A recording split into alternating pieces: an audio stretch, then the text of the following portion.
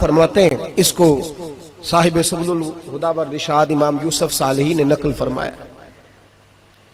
کہتے ہیں کہ میں حضور کے ساتھ ایک جنگ پہ گیا تو واپس ہم آ رہے تھے تو اس جنگ میں بڑی فتح ہوئی، 5واں حصہ مال غنیمت کا ہم نے سرکار کی بارگاہ میں نذرانہ پیش کیا تو 80 اونٹ حضور کے حصے میں بھی آئے، اتنا نفع ملا۔ واپس آ رہے تھے تو ایک جگہ شام کا وقت ہو گیا، کچھ علاقہ اچھا ملا تو حضور نے فرمایا سفر آگے نہ کرو، یہیں پڑاؤ کر لو، پتہ نہیں آگے جا کے کوئی ایسی اچھی جگہ میسر آئے نہ آئے۔ حالانکہ حضور سارا کچھ جانتے ہیں، پر تعلیم امت کے لیے فرمایا یہی، کہتے خیمے لگ گئے، رک گئے، ایک ایک خیمے میں 2-2 4-4 آدمی۔ فرماتے میرے خیمے میں حضرت محمد بن ابو بکر، جناب ابو بکر کے صاحبزادے، تو میرے خیمے میں جو صحابی تھے نا وہ بڑے موٹے تازے تھے، بڑے وجود ان کا، بسطۃ فی العلم والجسم، موٹے تگڑے۔ مغرب کی نماز پڑھنے ہم حضور علیہ السلام کی بارگاہ عالی مرتبت میں حاضر ہوئے، حضور کے پیچھے نماز پڑھی اقتداء میں۔ کہتے نماز مکمل کر کے نا تو صحابی کا دل کیا میں دست بوسی کروں۔ اس زمانے میں لوگ لکڑی کے جوتے پہنتے تھے، کھڑاؤں کہا جاتا تھا۔ حضور کے قدمین شریفین پر نالین مقدس نہیں تھے اور حضور کا وجود نا بڑا نازک تھا۔ صحابہ کہتے ہیں جب دست مبارک میں ہاتھ ملاتے تھے تو حضور کا دست مبارک کستوری سے زیادہ خوشبو والا ہوتا تھا اور برف سے زیادہ ٹھنڈا ہوتا تھا۔ تو فرماتے ہیں حضور کی بارگاہ میں نا نماز کے بعد جب صحابہ بکھرے تو وہ بھی آگے بڑھے سلام، یہ کچھ لوگ آتے ہیں سلام لینے، مجھے بڑی تکلیف ہوتی ہے جب دھکے لگتے ہیں نا تو میں کہتا ہوں یار نہ آیا کرو، ہم کون سا کوئی اتنے اعزاز والے لوگ، پھر دھکے لگ، اور کچھ اتنی محبت سے سلام لیتے ہیں، اتنی محبت سے سلام لیتے ہیں کہ کئی دفعہ جوڑ ہل جاتے ہیں، اتنا زبردست سلام لیتے ہیں۔ وہ پیچھے کھڑے ہوتے ہیں تو ہاتھ کھینچ لیتے ہیں۔ اب وہ طبیعت بھی نہیں چاہتی کہ کسی کو کچھ کہا جائے، لیکن وہ بعد میں محسوس ہوتا ہے کہ یہ محبت ہوئی ہے، اور محبت میں معاملات بڑے دور نکل جاتے ہیں کئی دفعہ۔ تو محبت تو اس کا نام ہے کہ محبوب کو آسانی کس بات میں ہے، محبوب کو آسانی کس بات میں ہے، محبت اس چیز کا نام، اس چیز کا نام نہیں کہ میں کیا خواہش کر رہا ہوں محبوب وہ والی کرے، نہ وہ راضی کس بات میں ہے، میں گڈی تے ہتھ ڈور سجن دے، وہ جنج رکھے اونج رہنا ہے، واجب نہیں جے وچ شریعت مندہ خسم نو کہنا۔ بات تو یہ ہے کہ اس کو آسانی کس بات میں، عام دام برسرے مطلب۔ اس سلام لینے کے لیے جب آگے بڑھے نا تو جوش میں دوڑ کے آگے بڑھے، حضور کے دستے مبارک کو چوما، لکڑی کے جوتے پہنے تھے، حضور کے قدم مبارک پہ جوتا نہیں تھا، انہوں نے اپنے پیر سے حضور کا پیر دبا دیا۔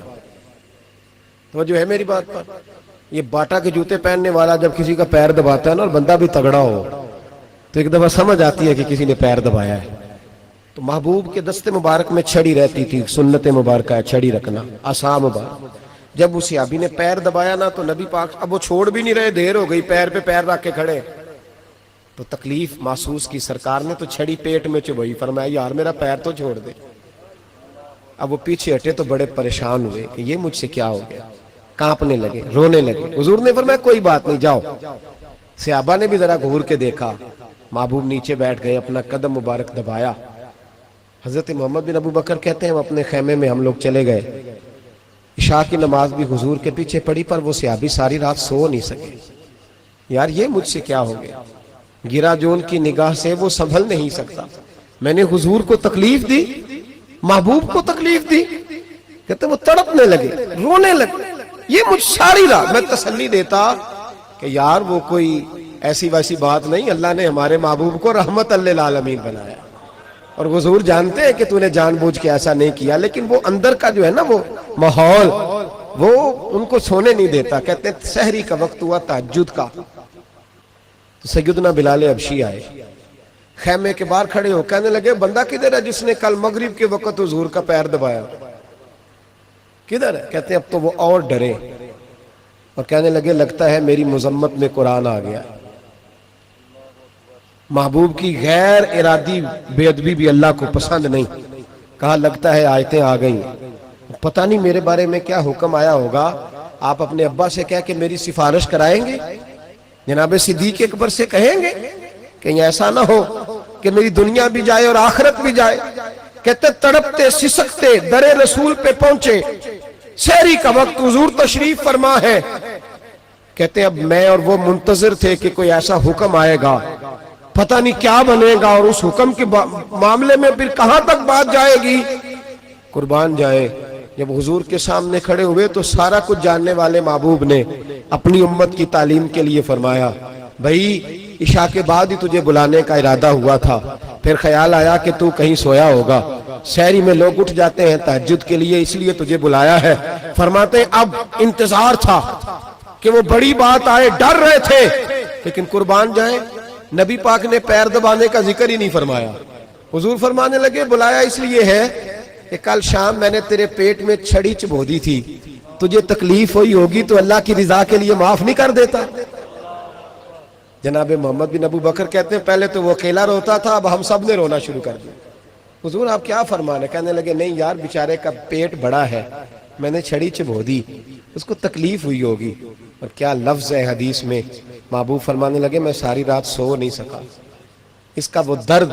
او بھائی تو اپنے ابا کو سخت بات کہہ کے آ کے بیڈ پہ آرام سے سو جاتا، تو اپنی اماں کو سخت جملہ کہہ کے وہ تڑپتی رہتی ہے، اسے وہ ساری راتیں یاد آتی ہیں جو اس نے بیٹے کے لیے بیدار رہ کے گزاری ہوتی، تو ایک فکرہ کہہ کے تو سوچتا ہی نہیں، کہنے والے تو کہہ ہی دیتے ہیں، یہ سننے والے ہیں جو کمال کرتے ہیں، تو نے خیال ہی نہیں کیا۔ محبوب فرمانے لگے سو نہیں پایا، چل اللہ کی رضا کے لیے معاف کر دے۔ تو کہنے لگے حضور وہ تو میں نے پیر دبایا تھا اس لیے آپ نے مجھے چھڑی چبھوئی، آپ کیا کہہ رہے ہیں؟ تو محبوب فرمانے کے وضاحت دیکھیں، محبوب فرمانے لگے تو نے تو ان دیکھے پیر دبایا تھا، میں تو دیکھ رہا تھا، مجھے نہیں چھڑی چبھونی چاہیے تھی، چل تو کہہ میں نے معاف کیا۔ تو عرض کرنے لگے حضور جس طرح آپ راضی ہیں میں بھی اسی طرح ہی راضی ہوں۔ محبوب فرمانے لگے تو راضی ہے پر میں نہیں ابھی راضی۔ حضور آپ کیسے راضی ہوتے ہیں؟ فرمایا جی 80 اونٹ میرے حصے میں آئے ہیں، اگر تو سارے تحفے میں قبول کرے تو میں راضی ہو جاؤں گا، تحفے میں رکھ لے سارے۔ کون دیتا ہے دینے کو، فاضل بریلوی کا انداز میں ذرا دیکھیے، کون دیتا ہے دینے کو، اس کا پنجابی ترجمہ ہے کہ کون دیتا ہے، دینا واسطے جگرا چاہیے، کون دیتا ہے دینے کو، منہ چاہیے دینے والا ہے سچا ہمارا۔ اور